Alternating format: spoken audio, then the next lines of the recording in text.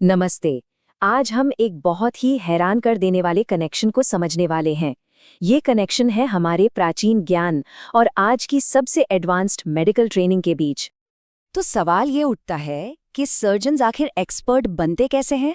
Practice से, है ना? बिल्कुल। लेकिन प्रैक्टिस करते किस चीज पर हैं? आज के जमाने में, मतलब 21वीं सदी में, इसका जवाब बड़ा हाईटेक है। जैसे कि वर्चुअल रियलिटी लैब्स। यहाँ ट्रेनी सर्जन्स मुश्किल से मुश्किल ऑपरेशन को पूरी तरह से एक डिजिटल दुनिया में कर सकते हैं। इससे उन्हें प्रोसीजर का पूरा फील मिल जाता है, और वो भी बिना किसी रिस्क के। सिर्फ यही नहीं, रोबोटिक सिमुलेटर्स भी होते हैं। ये ऐसे कमाल के रोबोटिक आर्म्स होते हैं जो बिल्कुल असली इंसान के टिश्यू जैसा फीडबैक और रेजिस्टेंस देते हैं। और तो और, ऐसे ऐसे लाइफ लाइक पुतले होते हैं जो सांस ले सकते हैं, जिनसे खून बह सकता है, और वो बिल्कुल असली मरीज की तरह रिएक्ट भी कर सकते हैं। कमाल है ना? चलिए, अब जरा इस मामले की तह तक चलते हैं। ये सारी टेक्नोलॉजी देखकर तो वाकई में इम्प्रेसिव लगता है, पर ये एक बहुत ही मजेदार सवाल भी खड़ा करती है। सोचिए, आज से करीब करीब 2500 साल पहले, जब ये कुछ भी नहीं था, तब सर्जन्स कैसे ट्रेनिंग लेते होंगे? इसका जवाब हमें मिलता है एक बहुत ही पुराने भारतीय ग्रंथ में। ये ग्रंथ है सुश्रुत संहिता। इसे महर्षि सुश्रुत ने लिखा था, और ये हमारे इतिहास की सबसे पुरानी और सबसे डिटेल्ड सर्जिकल मैनुअल्स में से एक मानी जाती है। तो देखिए, सबसे जरूरी बात क्या है? सुश्रुत ये जानते थे कि सिर्फ किताबी ज्ञान किसी काम का नहीं है। असली चीज तो प्रैक्टिस है, प्रैक्टिस ही सब कुछ है।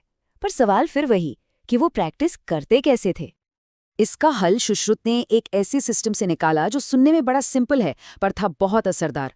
उन्होंने उस जमाने के हिसाब से लो टेक लेकिन हाई इम्पैक्ट सिम्युलेटर्स तैयार किए थे। तो सबसे पहली कला थी छिद्र, मतलब चीरा लगाना और किसी हिस्से को काटकर निकालना। अब इसकी शुरुआत कहाँ से की जाए? यहाँ का लॉजिक बड़ा जबरदस्त है। ट्रेनी सर्जन्स को लौकी, तरबूज, खीरे जैसी सब्जियों और फलों पर अलग अलग तरह के कट्स लगाने की प्रैक्टिस कराई जाती थी। मकसद था ब्लेड पर हाथ साफ करना, एकदम सटीक चीरा लगाना सीखना।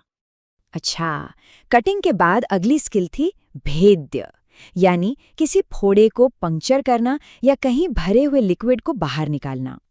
इसके लिए पानी से भरे चमड़े के थैलों या फिर जानवरों के ब्लैडर में मिट्टी भरकर प्रैक्टिस की जाती थी। इससे ये अंदाजा लगता था कि आसपास के टिश्यू को नुकसान पहुंचाए बिना पंक्चर कैसे करना है, मतलब अलग अलग डेंसिटी की प्रैक्टिस। अच्छा, घाव खोल तो दिया, अब उसे बंद कैसे करेंगे? इसके लिए आती है स्यूकी कला, यानी टांके लगाना। ये तो एक बहुत ही बेसिक और जरूरी स्किल है। तो ट्रेनीज मोटे कपड़ों के टुकड़ों पर या फिर मुलायम चमड़े के किनारों को जोड़कर टांके लगाने की प्रैक्टिस करती थी। इससे उनके हाथ में स्टिचिंग को लेकर एक सफाई आती थी। और आखिर में आता है बंधन, यानी बैंडेज लगाना। अब शरीर के अलग अलग हिस्सों पर पट्टी बांधना सीखने के लिए तो एक मॉडल चाहिए ही होगा। और यहीं पर उनकी दूर की सोच दिखती है, जो कि कमाल है। वो लोग पूरे इंसानी आकार के पुतलों का इस्तेमाल करते थे। इन्हें पुस्तमय पुरुष कहा जाता था। ये पुतले आज के सीपीआर और ट्रेनिंग मैनेकिन्स के सीधे सीधे पूर्वज हैं। सोचिए। अब ऐसा नहीं है कि ये बस यूं ही कुछ भी चीजें उठा ली, नहीं।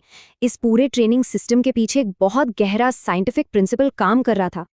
इस कॉन्सेप्ट को कहते हैं सधर्म्य। सधर्म का मतलब है गुणों की समानता। यही उनकी पूरी फिलॉसफी का कोर था। इसका लॉजिक बहुत सिंपल लेकिन ब्रिलियंट था।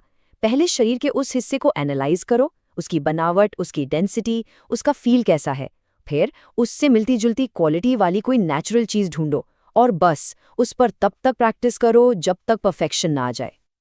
तो जब हम इन सारी कड़ियों को एक साथ जोड़कर देखते हैं ना, तो एक बहुत ही जबरदस्त तस्वीर सामने आती है। देखिए, एक असली मरीज को हाथ लगाने से पहले मिलती जुलती चीज़ों पर प्रैक्टिस करना, ये जो बेसिक प्रिंसिपल है ना सिम्युलेशन बेस्ड ट्रेनिंग का, ये 2500 साल में बिल्कुल नहीं बदला है। हाँ, टेक्नोलॉजी बदल गई, लेकिन जो कोर आइडिया है वो आज भी वही का वही है। तो इससे जो सबसे बड़ी बात निकल कर आती है वो ये है कि आज की जो दुनिया की सबसे एडवांस्ड सर्जिकल ट्रेनिंग है ना, उसकी नींव 2500 साल पहले रखी गई थी। आज के वीआर लैब्स और रोबोटिक सिमुलेटर्स सुश्रुत की उन्हीं लौकियों, चमड़े के थैलों और पुतलों के मॉडर्न अवतार हैं। ये बात सोचने पर मजबूर कर देती है ना, कि हमारे प्राचीन ज्ञान में ऐसे और कितने राज छुपे होंगे जो आज भी हमारी मॉडर्न दुनिया को जाने अनजाने में एक शक्ल दे रहे हैं।